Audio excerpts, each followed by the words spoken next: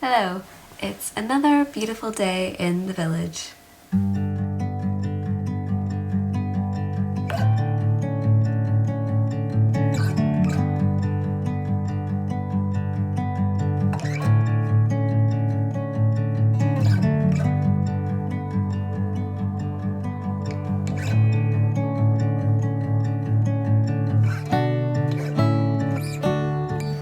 And today I wanted to do 3, maybe 4 vintage outfits inspired by book covers. So my style is sort of vintage adjacent. I used to call my style kind of quirky ladylike because I like vintage and retro elements, but I like to mix it up a bit more. As you can see, but maybe today's outfit, it can be a bit quirky. But lately, I feel like my style would be more easily defined as retro romantic. I really like long dresses and puff sleeves and just like long flowy hair because I feel like that blends really well with the nature around me, and I really like that look where the outfits sort of match the nature. So I don't think that I'm really super vintage in my style because I'm not really specific to a certain era or a certain look, but I think I do tend to look sort of outdated compared to modern outfits, which is why I think a lot of people think my style is vintage. So these are going to be 4 different vintage outfits, but they're not really specific to any era. Again, they just kind of have a vintagey vibe. And they're inspired by some book covers that I love because I love books and I like books with pretty covers too. Especially if it's a book I already love, then why not get it in a really pretty cover? I probably already have like a version of it that's not very nice, but if I know I love it, then I might go ahead and get like a nice version of it as well. Which will bring me to my first book, which is Anne of Green Gables. One of my favorite books of all time, one of my favorite authors. I love Ella Montgomery and just the way she describes nature, and her books just have like really good kind of homey lessons. They just make you feel good and better about the world, and they're not super complicated and they're not super out there. It's like you just kind of go and step into her world. Because I do also really love science fiction and fantasy stories, but then I always keep coming back to these like really classic books like hers, where it's just simple, talking about life in a very like small community and all that good stuff. So I used to have an even prettier cover of this book, a prettier version of this book by Rifle Paper Company. But I lost that one and I have no idea where it went. So I went ahead and got this one, which is also very pretty. And this is the one that I am going to do an outfit inspired by today. Most of the outfits that I want to do today are inspired by the book covers, but this particular outfit is sort of a book cover recreation. I'm kind of basically just recreating the look of this cover. I did another one for Anne of Avonlea in the autumn, which was a book cover recreation, not a video, just pictures. So it's kind of like revisiting it, but it's in the wrong order because this book is the first in the series and Anne of Avonlea is the second. But if you're looking for really good kind of comfort read that settles you in a nice environment, I highly, highly recommend this book. It's so lovely and it's timeless, and I wouldn't say it's very age specific. When I was a kid, I was introduced to it, but I didn't love it as much as I love it now. So I think you can love it just as much as an adult or if you're younger. Good book.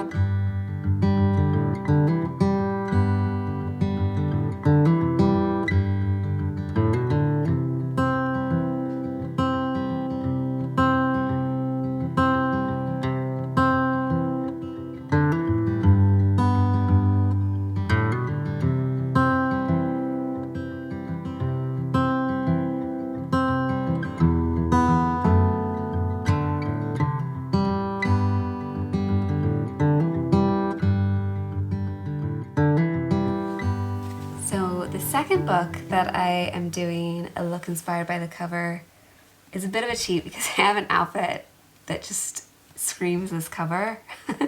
So part of the reason I chose this book is because of the outfit. But it is also another one of my favorite books. It's Martin Eden by Jack London. I love Jack London books. Again, if you love descriptions of nature, if you love kind of being immersed in a scene, Jack London does that. It's a great book for people who just love words. It's very wordy. It can take him like 3 pages to walk down a hallway because the amount of descriptions he puts in it. So if you don't like that, don't check out Martin Eden. But some of his other books are written in a much more friendly fashion if you're not super into descriptive books. I like it just kind of, I think if you're like a language and description nerd, it's a very enjoyable book. But some of his other ones like Smoke Below or the classic like White Fang, those are also very immersive and great and more friendly reads. But this cover is gorgeous. Thomas got me this book as a birthday present several years ago because he knows I love it. And it's such a beautiful cover. And I have the perfect dress to mimic the cover. So this is book 2 that I will be doing an outfit inspired by.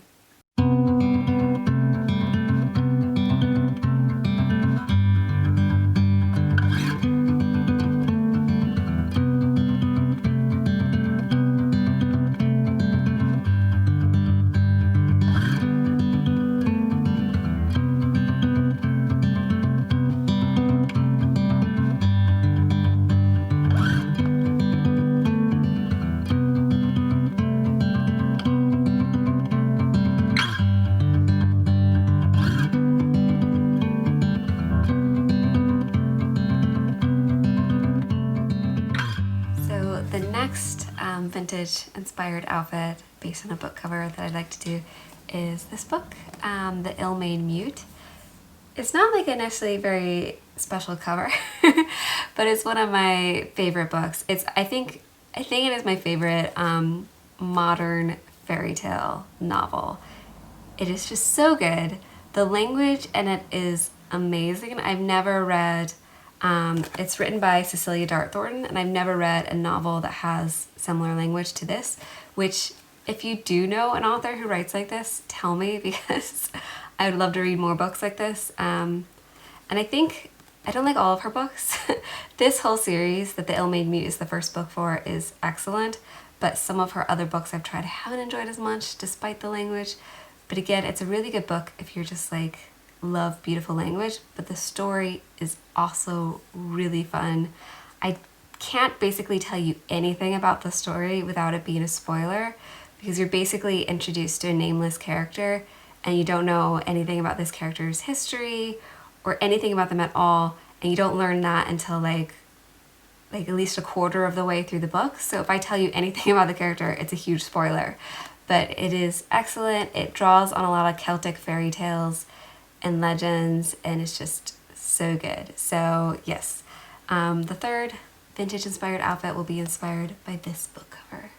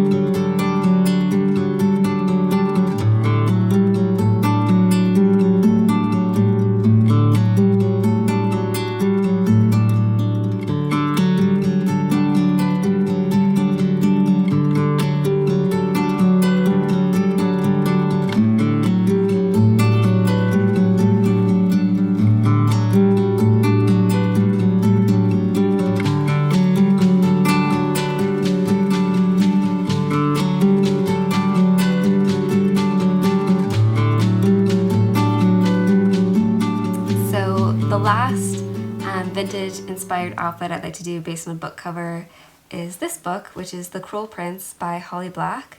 And I don't actually have an idea for what I'm going to wear for this one. I'm choosing it more for the story than for the cover. Although holding it up now, I kind of noticed that this could have been the outfit if we were just going by visual similarities and not the story, because that kind of looks nice together. But I love this book. I only discovered it, I guess, last year technically, since we're in 2020. So I started reading in 2019, and I devoured the whole series as fast as humanly possible. I think I read this book in about a day. It was so good. It is also, again, like the Ill Manor Mute, based on old fairy tales and legends, and this one is based kind of on changelings and stolen children. So if you don't know, that's like kind of classic fairy tale. It's that a changeling would be when the fairies would come and they would steal a human child and they would leave a fairy child in its place. And the fairy child was usually referred to as a changeling, and there'd be like something odd about them, and maybe the parents would notice, and they might have to perform a certain task to get their child back. And usually that's where the focus of those stories is. It's on the human side of it, of the humans who are in this realm, who are like trying to get their child back, and dealing with the creepy changeling child. This book kind of goes off of that element, but instead of focusing on the side of the humans in this world, it's like what happens to the humans who are taken into the fairy realm and raised in the fairy realm. What is that like for them? But it's very modern. It's not kind of written in an old style, which I thought I would not enjoy as much, because I tend to like more like the Ill Manor Mute, sort of immersive, classic fairy tale versions, but it's actually really, really good. And the language in it isn't quite as like nerdy language as some of the other books that I mentioned today, but it's really, it's just every word is chosen very specifically. It's like she used a scalpel when she was crafting this novel. There's so much beautiful foreshadowing and symbolism. So like every word is chosen very specifically, even though it's not written very complicated and it's not very wordy or verbose. It's beautifully written, but it's written meticulously with only the necessary words. But every word just matters for a reason, which I think is really lovely.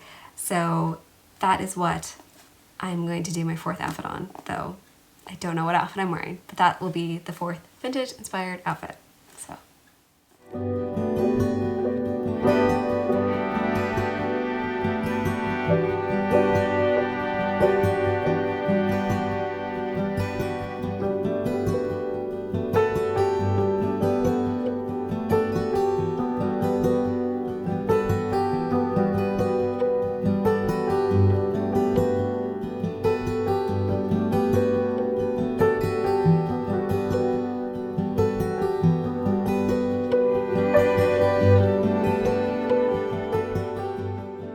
So yeah, I hope you enjoyed this video, and that was 4 different outfits inspired by book covers.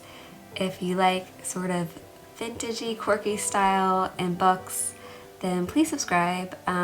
Those are basically my top interests: fashion and books, and my dog are basically my main things.